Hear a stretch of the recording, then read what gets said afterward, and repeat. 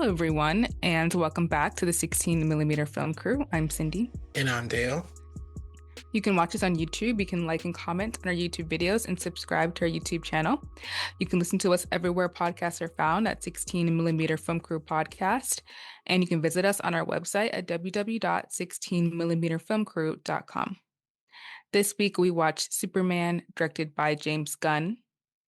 When Superman gets drawn into conflicts at home and abroad, his actions are questioned, giving tech billionaire Lex Luthor the opportunity to get the Man of Steel out of the way for good. Will intrepid reporter Lois Lane and Superman's four-legged companion Crypto be able to help him before it's too late? So this movie stars David Cornsweet, Rachel Brosnahan, Nicholas Hoult, Edie Gathgidi, Gathigi, Anthony Carrigan, Nathan Fillion, and Isabella Merced. So Dale has a Superman shirt on, so we're gonna toss it to him. How'd you feel about the movie, Dale?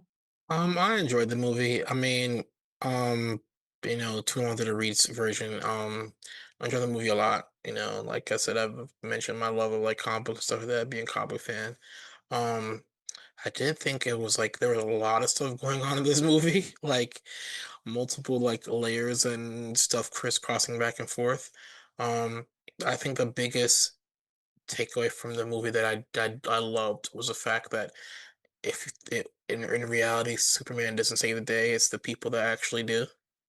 The regular humans actually they and not him, which is tangential or not tangential, but it falls in line with the overall theme and point of the movie, what Superman says when he confronts Lex for the last time. Like, you may think I'm an alien, but I have the same wants, fears, wishes. I'm as much human as you, no matter as how you think about it. And the fact that it wasn't the immortal, all powerful being that say that it was the people, the humans, that did the right thing at the end of the day, which I thought was a good message, especially given how the modern day influences that are in this movie. So yeah, I love that part. Yeah, I really enjoyed myself watching this movie, and I didn't really know what to expect other than I do like James Gunn's work, so I knew it was gonna be like decent, like it wouldn't be like bad. But as a person who did like Man of Steel and thought it was a pretty good movie, I know people have very strong opinions about that, but I like this direction that it goes into. It's not like a lighthearted version, I don't think by any means, but I do think that it has maybe more like of an optimistic bend to it, which I think actually is very opt for the times that we are living in. I think that the new Superman, the new version that we're getting is like a actual symbol of hope in a way that like feels hopeful and not in like a kind of dark DC however they were trying to, figure that out in their original or not the original, but the rebooted version of it that came out I don't know how many years ago. Um I was interested that this movie was very political in a way that I wasn't necessarily expecting, but I did enjoy. I liked the messaging that came out of this one. I thought, yeah, this is the Superman of its time. Like it's very, and I don't know because I don't read the comic books, like if the character had always been this way, but if it was, and James kind of picked that out and just kind of extrapolated upon that, or if this was just his interpretation of like how he wanted the character to be and the setting he wanted to be in. But I really thought it was like extremely like close to whatever we're living in right now. And I think that that was pretty cool. And some people have issues with it, but I thought it was great. And I actually love David Cornsweet as this character. I think the only thing I had seen him in before was Twisters, and he was the Mm. bad guy in Twisters. So I was just like, whatever. But I think this version of Superman is really good. He has like a naivete and like charm about him, but also like, I don't know, like a willingness to like at least be open to like what other people, however the people think and feel, and like is adapting to that in some ways. I don't know. I like his portrayal of a character. I think it's really good. So I'm excited to see what they do next with this. I'm jumping ahead a little bit, but overall, I really like the movie. Yeah. I love how, this he kind of almost is two other pieces of media. I think James Gunn take on this Superman actually is like a call and response to. I do very much feel like this is a thin continuation of what Zack Snyder was doing with, with his Superman with Henry Cavill, where that Superman was a reluctant hero. His parents were scared, blah blah blah, but he still felt like I have these gifts, I have these abilities, I have to do it for something. I have to at least become a symbol of hope, which Henry Cavill Superman portrayed. Also, I feel like this is a bit of a mirror to Matt Reeves' Super Batman. Um, in that version of Batman, his origin kind of follows the Telltale version of it, where his parents were also thinly involved in the Gotham underbelly, but he overcomes, his, nature, and to become different. And same thing with James Gunn's Superman. Like we don't know the validity of the message that his parents left, if it was actually one, calling for that. But his Superman finds that, oh, his parents sent him for war, for combat, which is very much in line with what they did with the cartoon show My Adventures Superman. Same thing. But he's once again overcomes that, that nature part, and relies on the nurture side, the humanity he's gained from the Kents, to become the Superman to save the day. So Yeah, and I actually really liked I like how James will set up stuff and then he'll pay it off later. And that was definitely one of the moments that I really enjoyed, where when he first gets injured and he goes into the what is it the called? Fortress of The Solitude. fortress, which I didn't know was associated with Superman. Yeah. That's a bad thing about like hearing pop culture stuff through the years through other things. Like you don't know what they're associated with originally. But yeah, So when you hear them like, that doesn't make any sense, but you're it's the like, actual thing. and then you're like, oh, that's connected to it. Okay, cool, cool, cool. Okay, yeah. So that was a little treat for me. But I really liked how he like when he gets injured, he goes back in there and they're like, okay, play, footage from his parents. That always makes him feel better. And it's from his parents from is it Krypt where he's from? Krypton, yeah. Krypton, yeah. With Bradley Cooper. And I was like, Bradley Cooper, James will find any reason to put Bradley Cooper in one of his movies. Uh, That is so funny to me. Um, and Angela Saffron, who is from Twilight, she's in one of the Twilights, and also Mr. Fantastic played Laurent in Twilight. So I wanted to, as a Twilight encyclopedic doctor of Twilight, of understanding Twilight, I just wanted to bring back those connections because I was like, where have I seen this man before? He was in Twilight. Anyways, he was also in X-Men First Class as he well. was, yes, he And he was. said he said, He died so early in that though. his It killed powers him made off. no sense. His powers were the powers of a survivor. He can evolve and survive. And he was basically saying him being involved in this movie and taking part in being hero and saving the day was actually a nice touch after that experience that he had, Yeah. So yeah. I'm glad that they yes, because they did him so dirty in first class. Anyways, I had is it obvious that we haven't talked in over a week? Like my brain is like but yeah, and then anyways, in the end, after the message, the second half of the message gets revealed, or so they say, in the end it comes back and he's like, okay, play the footage of his parents and it's the Kents. And like that is who he I guess comes to feel like is his actual family because they raised him and they kind of gave him the grounding and helped him like become the superhero. Like he already had the powers, but in terms of like the mentality and like how to use it, I think that that definitely came from his family on Earth. Mm, So that was really a nice. I like that kind of full circle moment that they did there. That was sweet. yeah. Yeah, I don't know. I mean, it feels like the plot went to serve the plot when it had to, like really forced its way to serve the plot, especially with Mr. Terrific's part in the movie, because it's like at one point he's like, "Oh, those millions of data analysts, crypto linguistics, they wouldn't lie, really government people wouldn't lie, or Lex Luthor probably wouldn't have an ulterior motive to do Mhm. anything like that. And then and I don't get why he's so fanatic like he wouldn't do that, but then he realizes, oh, Lex Luthor made a portal and it's gonna do a bad thing. Like he realizes that Lex is, smart to do that, but not smart enough to bypass you know, other people when him and okay, comic wars, Mr. Terrific and Lex Luthor are some of the smartest people on planet Earth. And if Lex is able to build this teleporter, you don't think he's able to trick, linguistics and, data analyzers. Like I didn't, agree with that. You know, the fact that apparently they've been dating for 3 months, and she knows where he lives, where he's from, but he's never met, his parents. Like he's willing to let Lois in his life and know that she's Superman, but him being essentially on his deathbed is the first time she meets his parents, but she knows where they live. I It's thought only that been was 3 months. yeah, that's what they said. We've been dating for 3 months. They Yeah, said they're not yes. like But I'm saying that the man's whole origin now. He's Superman, and you know where he lives. That's what I'm saying. I think Like, the interesting thing with like the Lois Lane and Clark Kent relationship was that they kind of played with the idea that they're still like figuring out what they are to each yeah, other.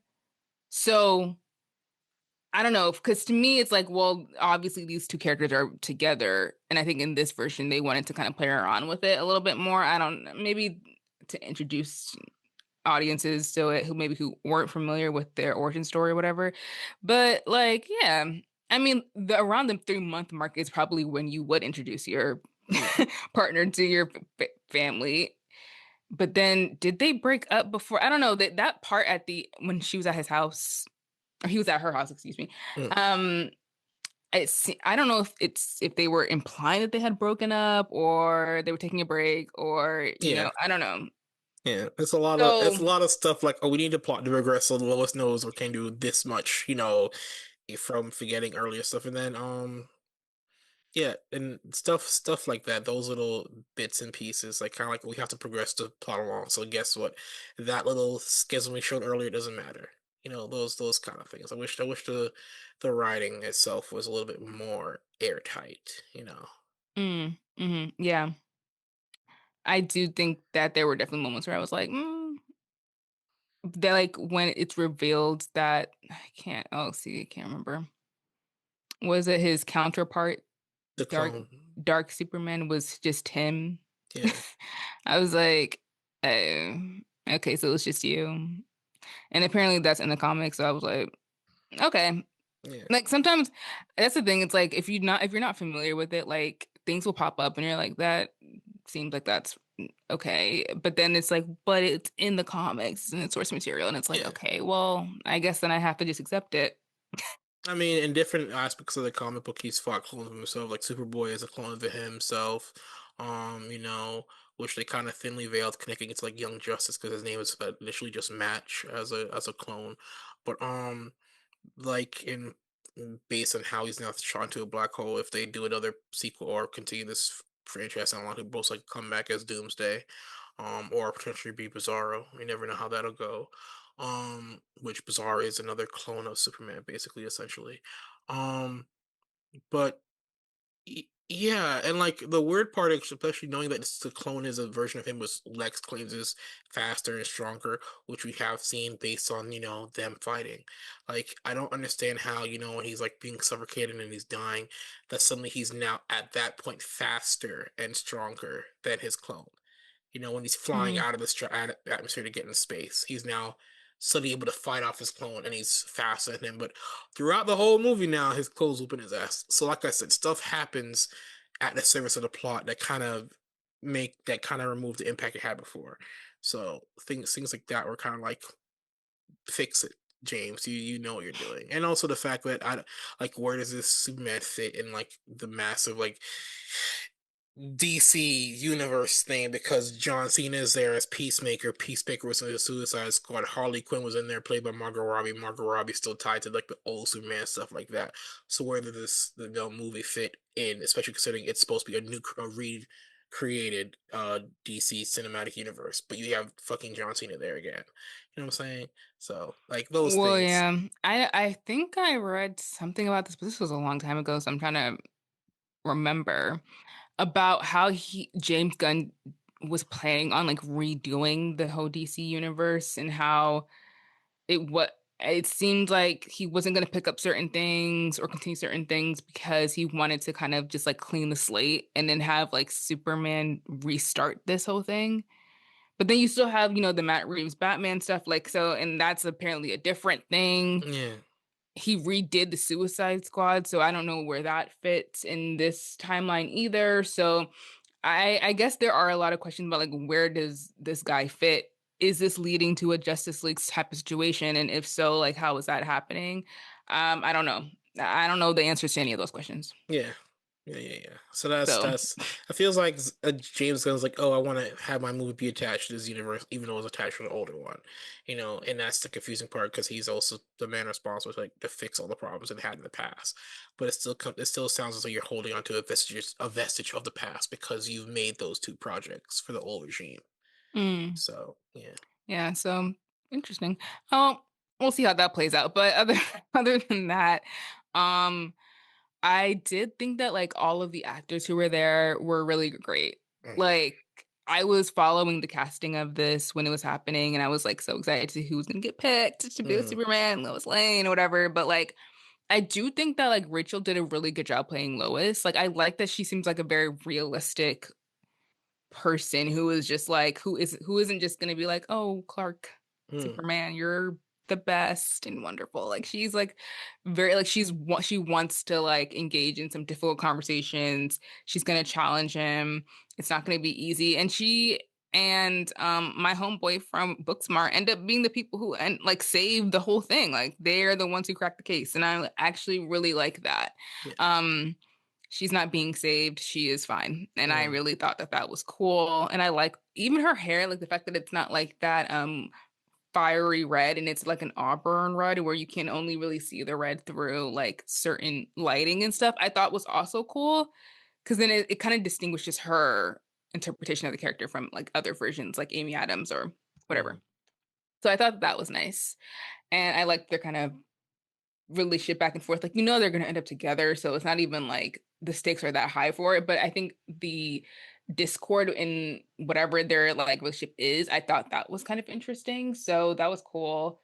And Mr. Fantastic, I said he was maybe my favorite character in this. I thought he was great. Really liked him. And I liked like all of that I call the B team, like so Green Lantern and like Hot Girl. Mhm. First of all, Isabel Merced, she is having a year. Go girly. Um, but I just like that they're like kind of like whatever, like we're just kind of here to step in and do a little 1-2, and then we're gonna bounce out and we're not really gonna deal with Superman and his stuff. But I also like that they do end up coming and helping. But that they're just like weird and like I don't even know who like I know Green Lantern is unfortunate because of the Ryan Reynolds movie, but like I didn't know about these other characters. So I was like, oh my God, who are these people? It felt like in a way where I think James is like good at like taking like the most random characters and like just putting them in there.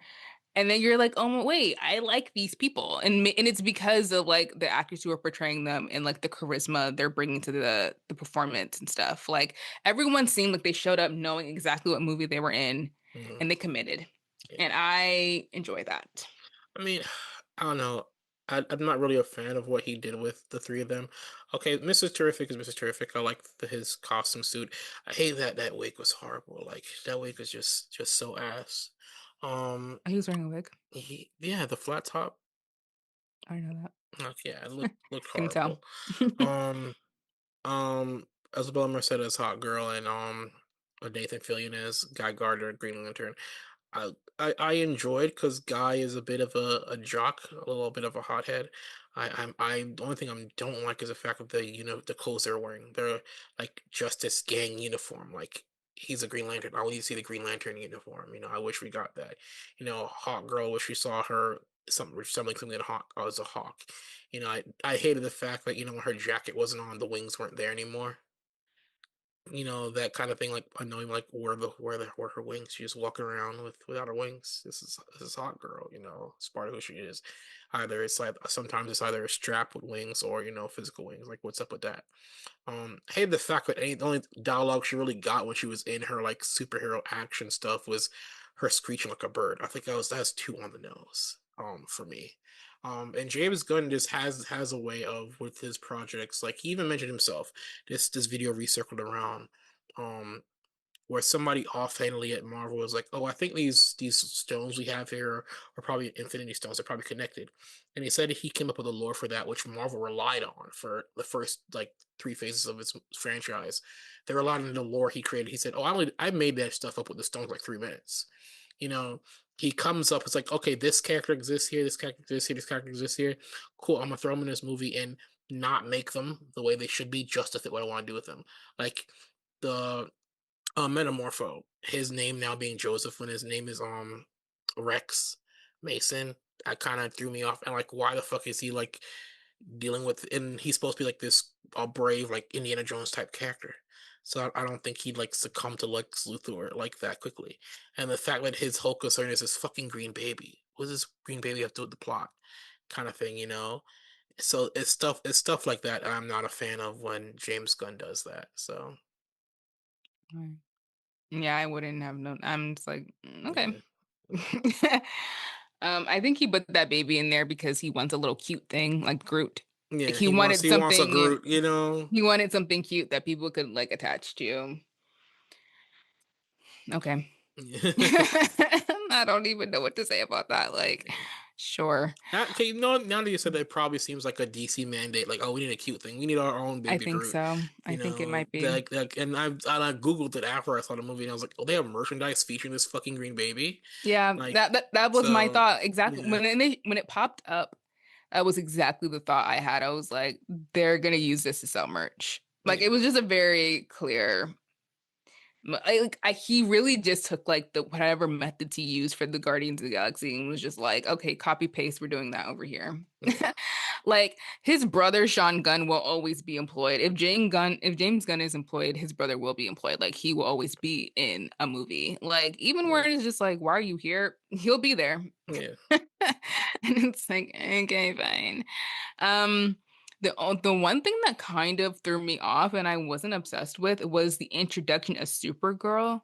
Mm, Like her just being tossed in there at the last minute. I said, "Oh, okay, I forgot that you were attached to this stuff." Like I did forget about that, to be fair. But her kind of just being tossed in there and she just didn't really do anything anyways. I was just like, is this the introduction we want for this character who you're also like building a movie around? Like, mm, I don't know how I feel about that.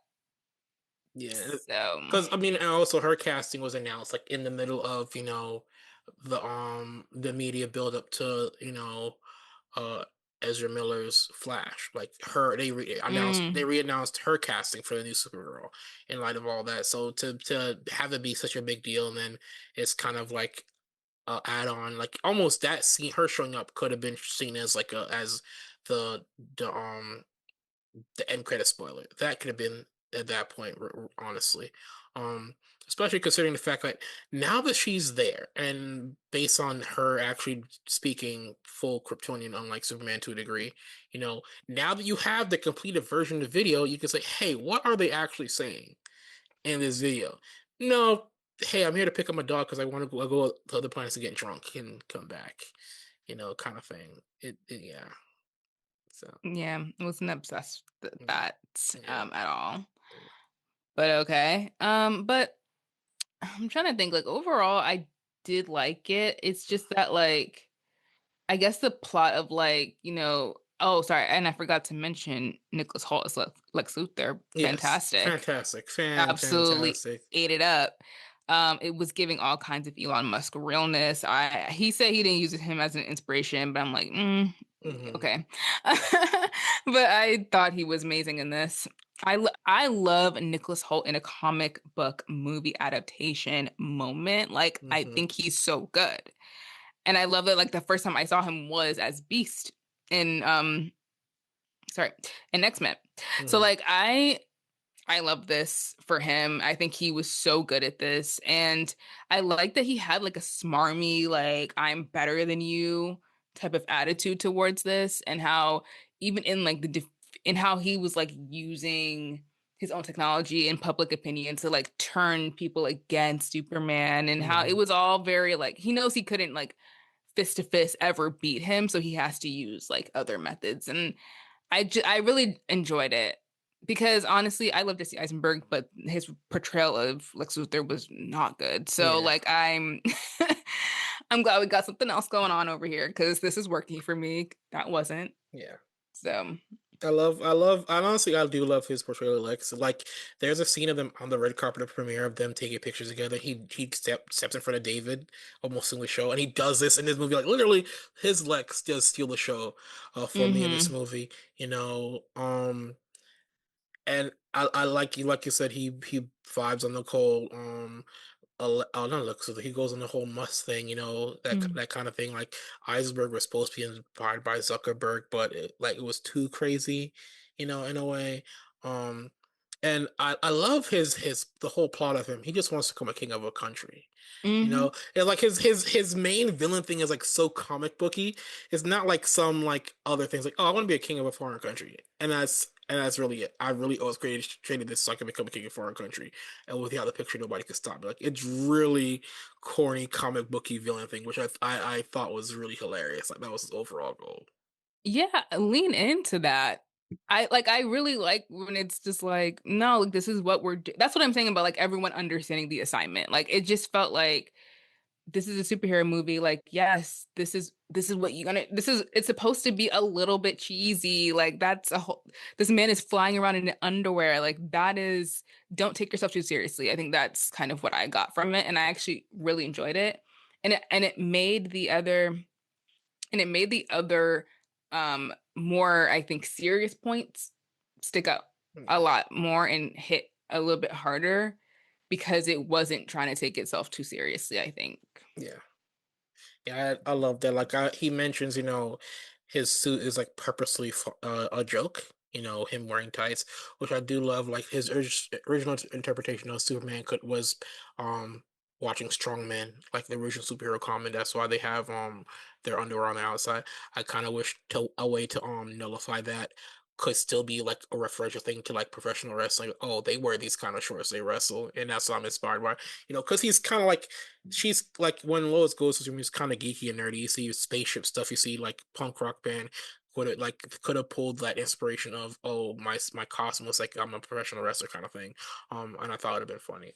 But yeah, I still, even for all the nitpicks, like, this movie was still like, it had a lot of heart, and I Yeah. like I'm laughing at the fact that, Fox News, like you mentioned before, like, Lex Luthor is like very much reminds you of Bond villain. The fact of is it which James Bond movie? The World's Not Enough, where the Bond villain is like a tech mogul but has a media empire.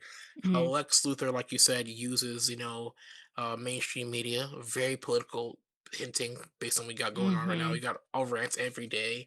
He a man who, like, you organizes his followers, or in this case, his bots, monkeys, talking shit, flinging shit, talking shit. I love that. I love that. That joke Mhm. you put in there about that. So yeah, it's really topical to modern society and stuff, as far as the story he's telling and the actions that they're taking. Um and Yeah. especially like his last monologue at the end about, his humanity and how he gets it. They as like a person, like, I'll be honest, like mentally, I've been having a shit week, so as a person dealing with like mental health issues, like that ending right there, that dialogue really keyed in for me what the overall message of Superman is. Like, he is hope. Like we can overcome like the negative aspects that go on with life. Like, we just keep going. Like, and that's the thing I love. Like, that to me, like, I was like that him, like, oh, this is what Superman represents, Right. and has always represented, regardless of Right. how the Fox News and stuff want to say he's too woke. Superman has always been woke. So I still love this movie, even though I can point out plot inconsistencies. Still a good movie, for anybody to watch. Yeah. I felt very hopeful afterwards. And like I think that like despite like whatever issue that the movie does have, like that is overwhelmingly like what to me, like when I started watching comic book movies, like that's what I got from it. I always felt like empowered and excited to like go out and do something like try to help or do something good. And I Mhm. feel like we kind of lost that in the middle of all of these, iterations and multiverses and whatever. But I do think that like bringing it back to this is kind of like what these movies could do to audiences. And I think that that is actually really important. Mm. So continuing on the Superman topic for today.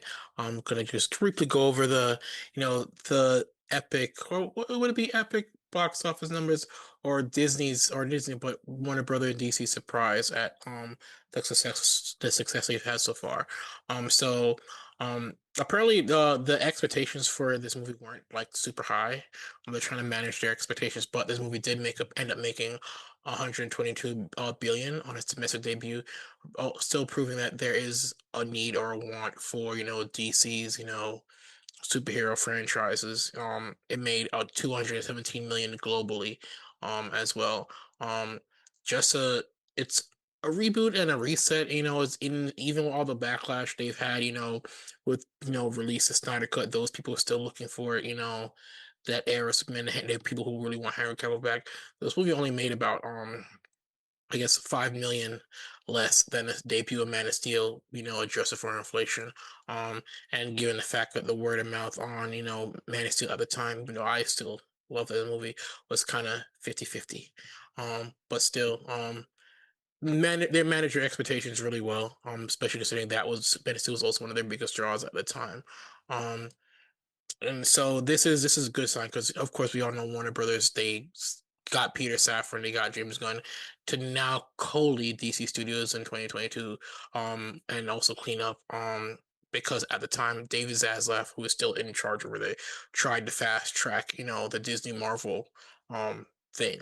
Um and Gunn is, of course, we mentioned before, coming off the success of the Guardian Galaxy trilogy, and is now tasked with changing or fixing this franchise. Yeah, DC's track record as of late, we've mentioned before the issues with Warner Brothers stuff has had be outside of their DC properties as an organization.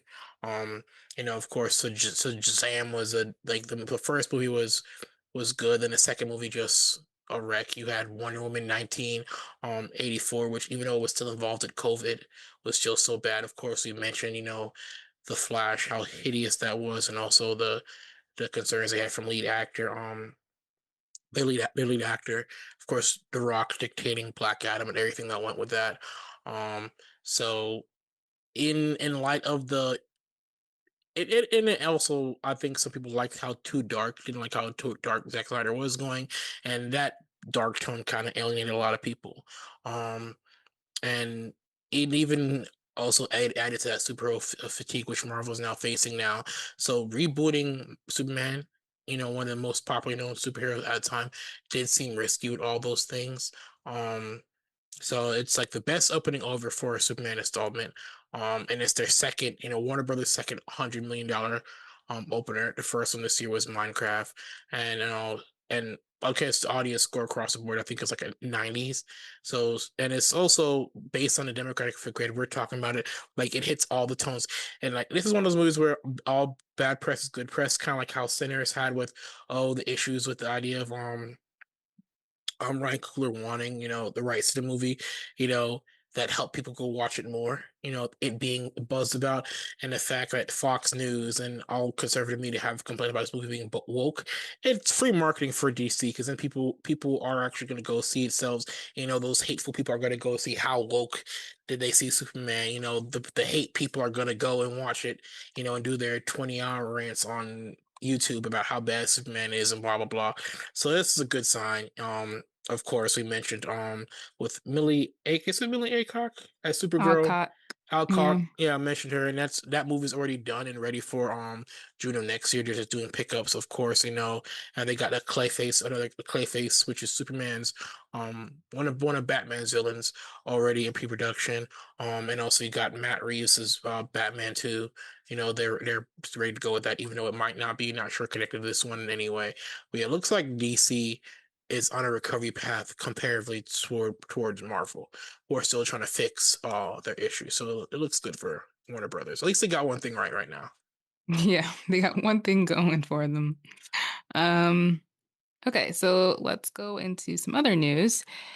that we missed while we were on break, but Paramount settled their um, 60 Minutes lawsuit with Trump for $16 million. So CBS's news parent Paramount Global has agreed to pay 60 million to resolve an extraordinary lawsuit filed by Donald Trump over the 60 Minutes interview with Kamala Harris last fall.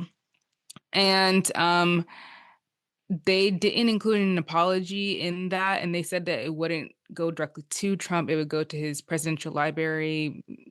Same difference. Disney also struck the same kind of deal with Trump last December. And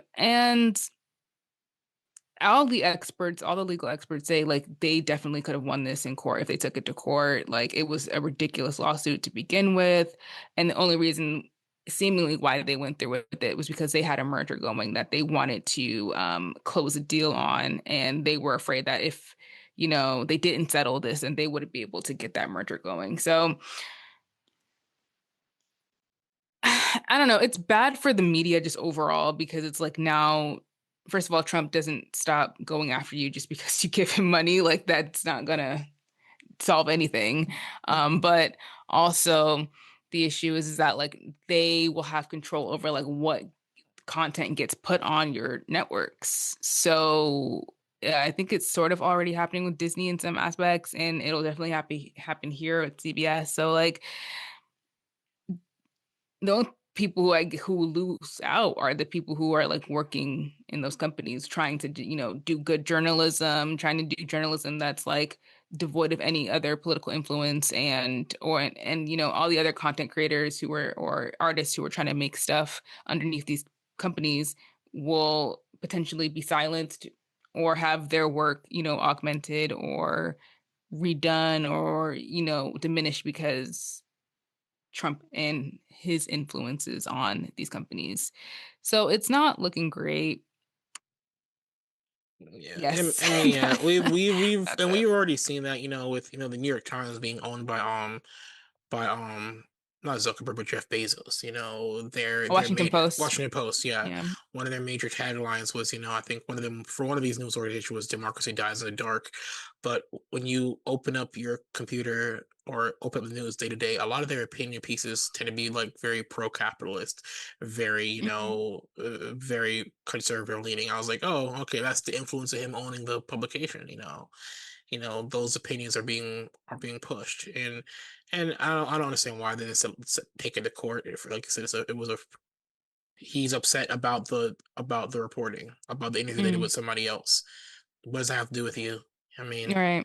Right. so that should have went to court. The need to like just to pay it just because you had a merger is stupid. Because that I mean, and I don't know, it lacks integrity and background. It's like yeah. Yeah, it's pathetic for sure. Yeah. For sure. Um, so this whatever.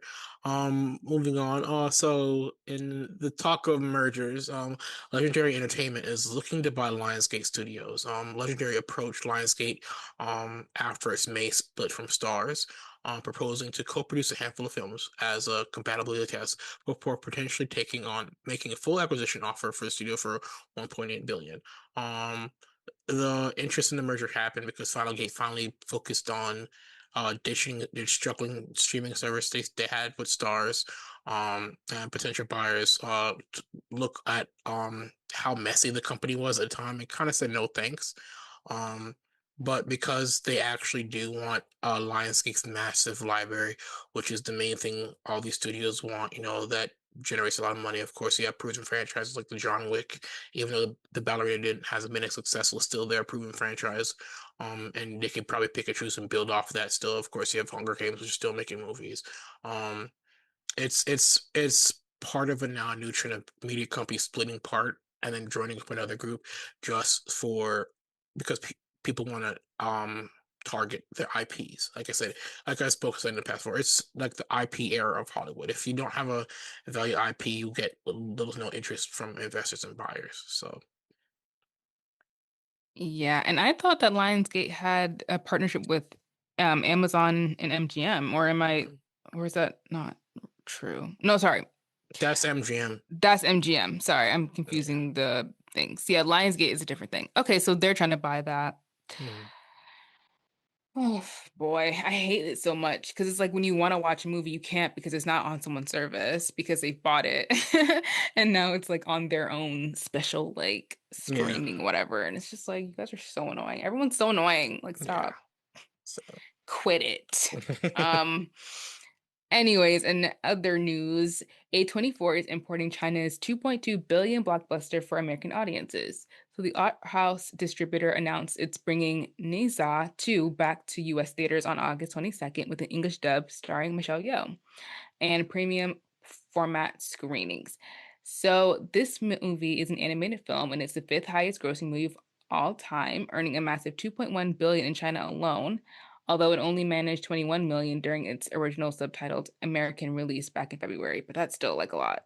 Um so people are wondering if this is A24's first dive into fully animated theatrical releases and they're testing the animation waters.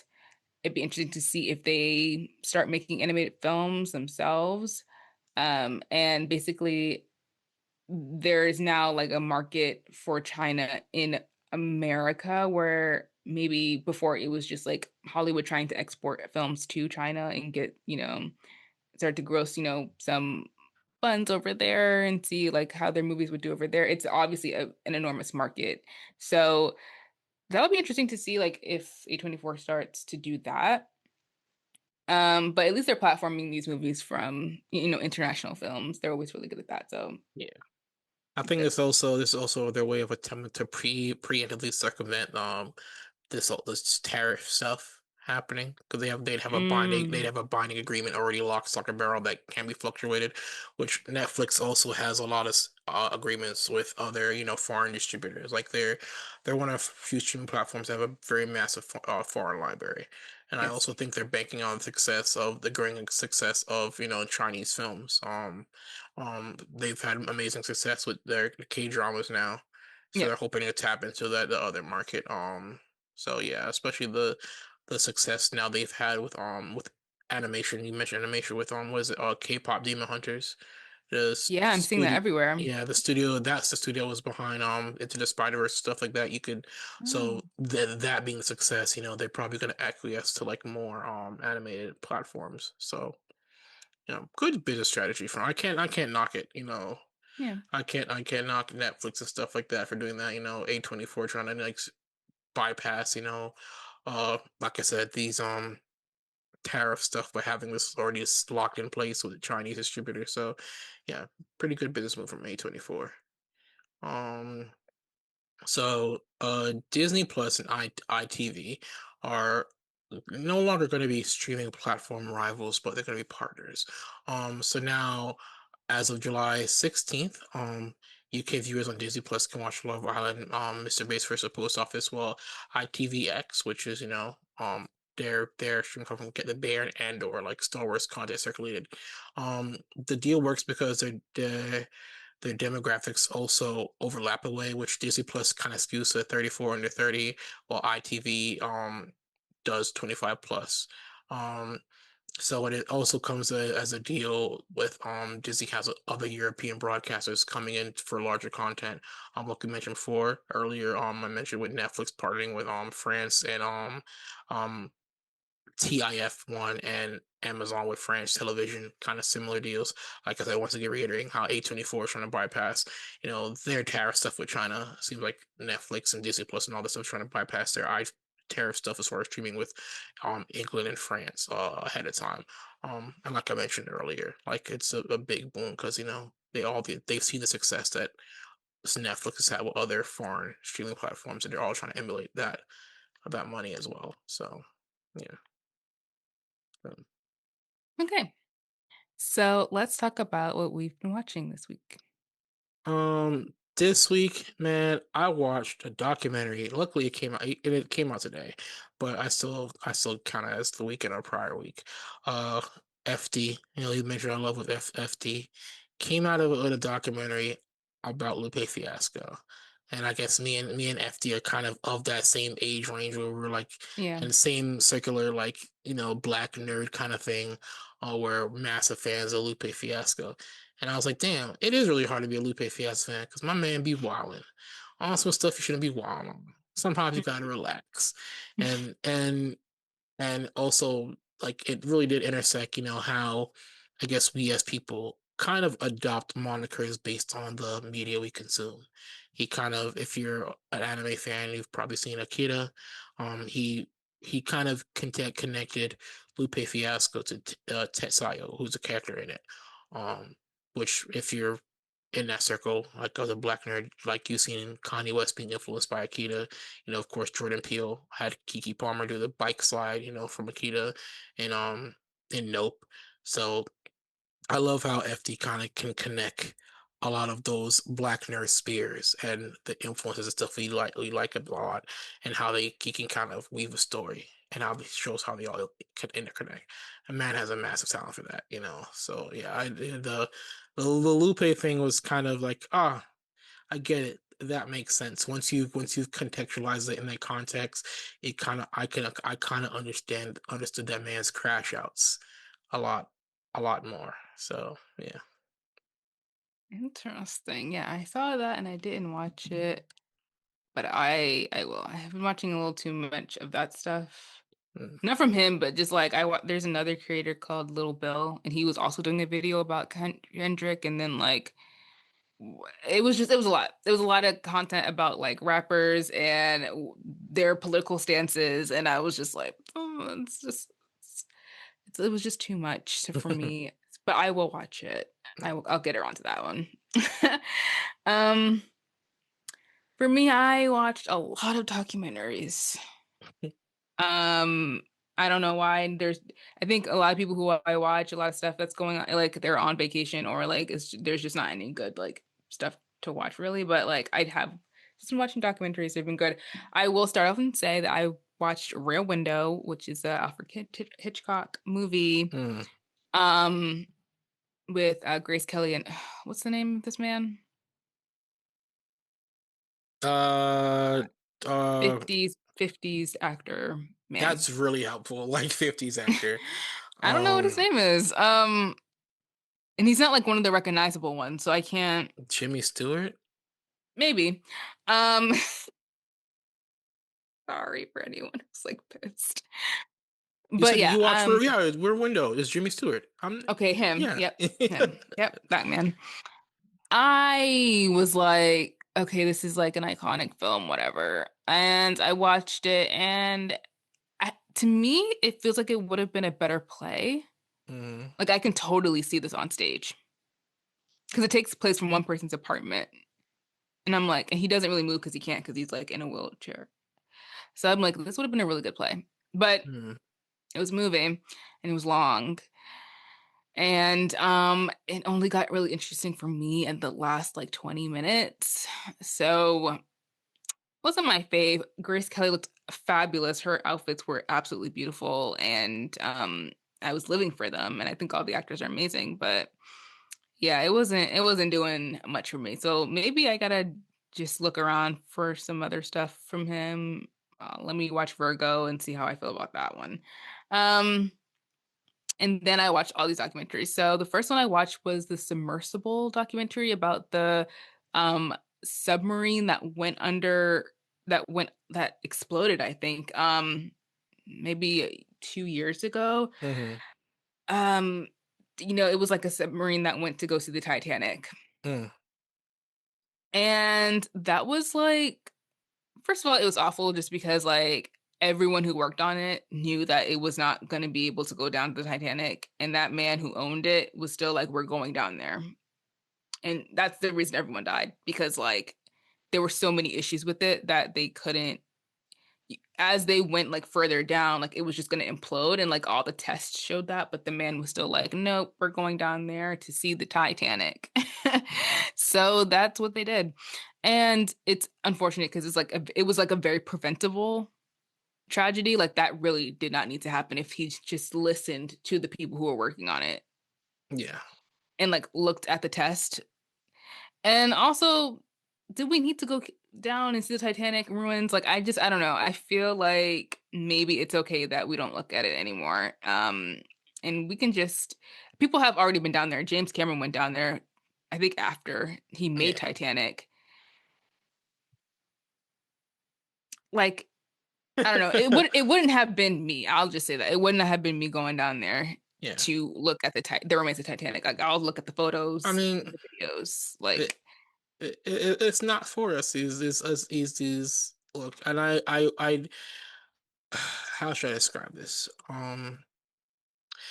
The thing is, that type of millionaire that that guy was to want to mhm. explore the seabed is we're like the millionaires of like the 1940s, 1950s, your Howard Hugheses, the eccentric billionaire explorer who wants to do everything. Not the weenies we have now, who go up to Yes. space for like 10 seconds and come back down. Like even though Richard Branson isn't that vein of being an explorer, he kind of skews a lot. Richard Branson does both. And those were the millionaires we like. So I love that intrepid explorer side of the dude, but at a certain point, come on, like experts say you shouldn't, control a submarine with a video game controller. Like not even like the official one. It was a Mad Catz controller. And anybody who's played video games with Mad Catz controllers are trash.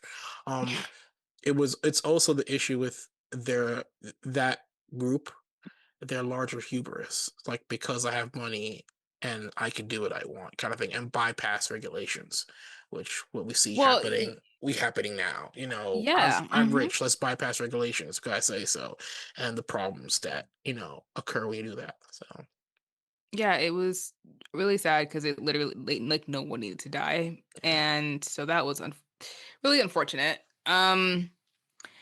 So I watched that, and then I watched all of these are on Netflix, but like I watched the American Trainwreck, The Cult of American Apparel, Mm-hmm. and if you grew up and were like young Mm-hmm. during like 2010, 2011, 2012, American Apparel was like the store that you had to go to. Mm-hmm. And like I remember walking in there multiple times and being like, okay, why does this white t-shirt cost like $35? Like I'm obviously not going to buy anything, but Yeah. it was a whole thing. And the guy who owned it, again, the story is about like insane CEOs. Like the guy who owned it was trash. Like he was just yelling at people, and a completely abusive boss, and was just like having sex with all the employees. And then they were like, "Hey, sexual harassment. Like, where was the HR department?"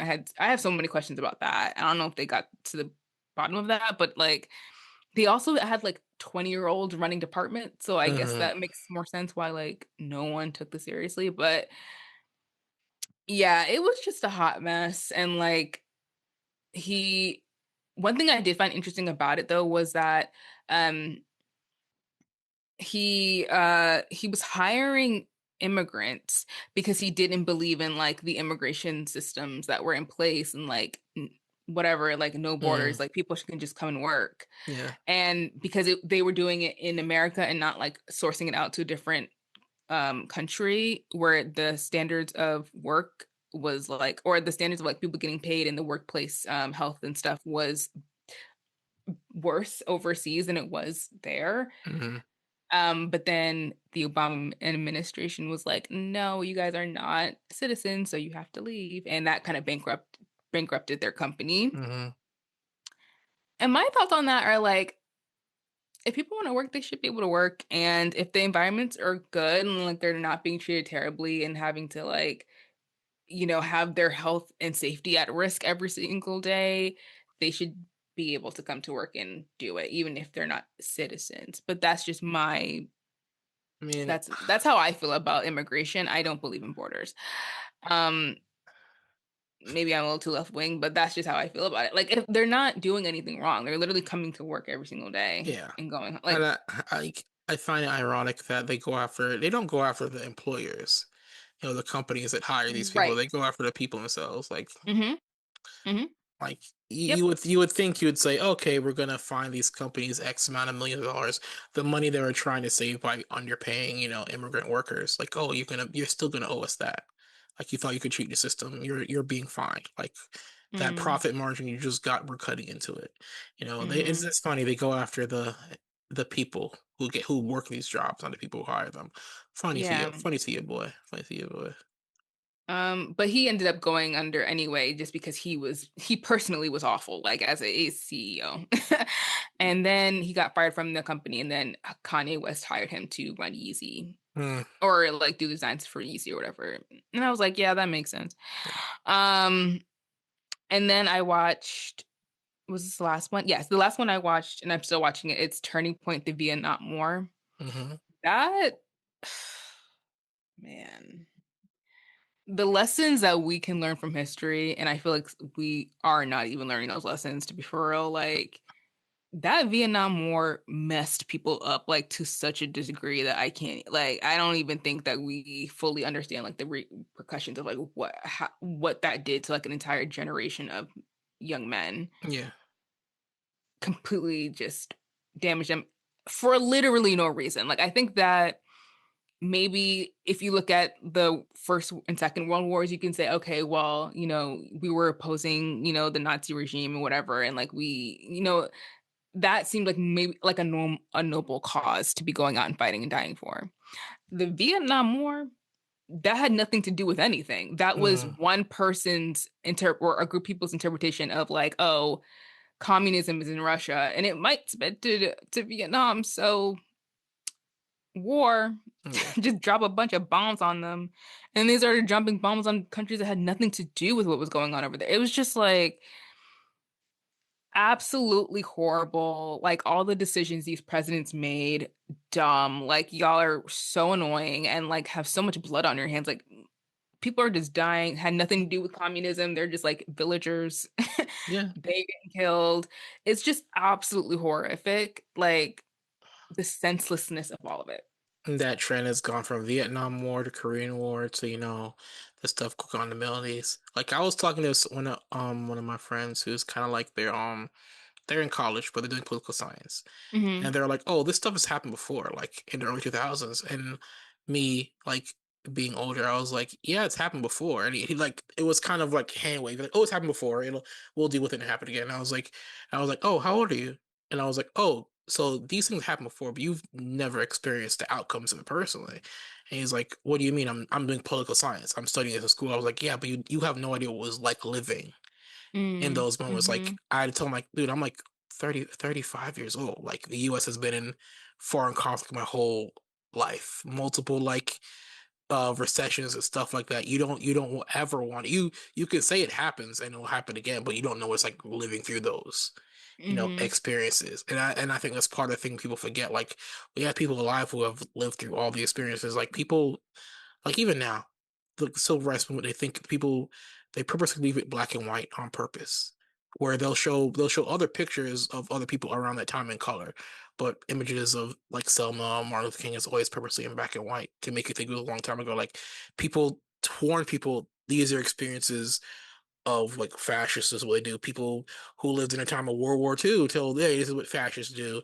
And like people, it repeats because people refuse to heed the warnings of events we've had in the past. So, yeah. Yeah, so it's awful. It's really interesting because it's a war that I don't even know if I think we barely touched on it in school. Like you don't really get Because taught it's this a lot. America's lost war. Yeah, it's they messed up big time, and so Yeah. they don't want to talk about that. But it's really fascinating, and it kind of also made me want to watch The Sympathizer, which is I think it's based the HBO show with Robert Downey Jr., which is like hmm based on this. The creator of that show is doing interviews within this program. So um, yep, that was really interesting. I'm gonna finish it, and it's depressing, but there's so many like it's intersect like how it touches every single person's life was so fascinating, and like that was in the set like that wasn't that long ago, Yeah. so it's just very yeah, it's crazy, Yeah. crazy, So, crazy. Wait, so I have a quick question for you. You mentioned at the beginning that you watched Rear Window for the first time. mm, And I'm gonna like we watched a movie. I don't know if you remember this. We watched a movie called Women in the Window yes, in the past. And basically it's that movie was inspired by Rear Window. It's mm, essentially a modern day remake. mm-hmm, So um Dang, it wouldn't even make sense. 'Cause I really want to ask which version you preferred, seeing as Uh-huh. this is your first time actually. You now you have an accurate comparison because at Mhm. the time you didn't watch it. Like, which one do you prefer, Women in the Window or Rear Window? But it's been so long since we saw Woman in the Window. I don't think you can actually answer that No, no, question. I remember it. I Okay. remember it. I this Hitchcock one is obviously better than that one. Yeah. Mainly because like the setup makes more sense. Like it's a man who is I think he's like a war photographer or something like that. Like he is in Photographer, yeah. he goes to like really like conflict areas, like he does a lot of that stuff, and he's like forced to be at home because he has a broken leg. And in that he is like the days of just like not being able to move, not being able to do anything, he's becoming more and more obsessed with like what is going on across other people's lives across the way, like across the alleyway of his apartment setup. Mm. That makes more sense to me than the woman who is like an what is she? She's like Agoraphobia. agoraphobia, Yeah. who is like just going insane and like I don't know it. I think also the way Joe Wright directed the movie, it was really not. It wasn't like a good. It just wasn't a good film because it was just too. It made you feel like the chaos of like how what her head is going through, I guess, as she's like falling apart, trying to figure this thing out. Like you're feeling that chaos, but not in like a good way where you can like see the lines of like where her chaos and madness stops and like what is actually going on.